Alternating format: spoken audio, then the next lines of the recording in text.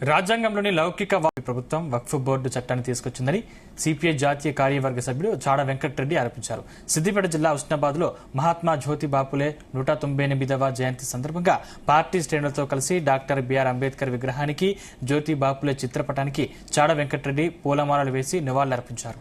దేశంలో పేదలకు కూడు గూడు నీడ ఉపాధి కల్పించడంలో ప్రధాని నరేంద్ర మోదీ ప్రభుత్వం విఫలమైందని మండిపడ్డారు. మత రాజకీయాలు చేస్తూ సెంటిమెంట్తో అధికారంలోకి రావడానికి ప్రయత్నిస్తున్నారని ధ్వజమెత్తారు. దేశవ్యాప్తంగా బీసీ కులగణన చేపట్టాలని డిమాండ్ చేశారు. ప్రజా వ్యతిరేక విధానాల మీద ఈరోజు ఈ కార్యక్రమం నిర్వహిస్తున్నాం.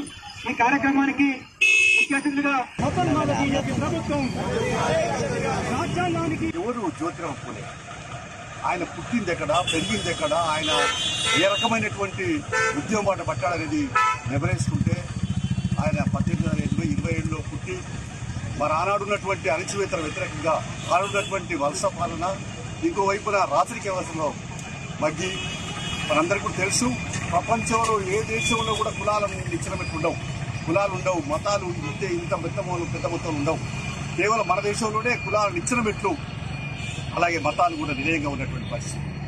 అప్పుడు మరి అణచివేతలు, బీసీలు, ఎస్సీలు, ఎస్టీలు, మైనార్టీలు అంటే దొరతనం మెడలు వంచి దొరతనాన్ని మరి వాళ్ళు మరి ఆవగించుకొని ఆకలింపు చేసుకుని అణచివేసే కుట్రలకు పాల్పడ్డారు. ఎవరు జ్యోతిరావు పూలే, ఆయన పుట్టింది ఎక్కడ, పెరిగింది ఎక్కడ, ఆయన ఏ రకమైనటువంటి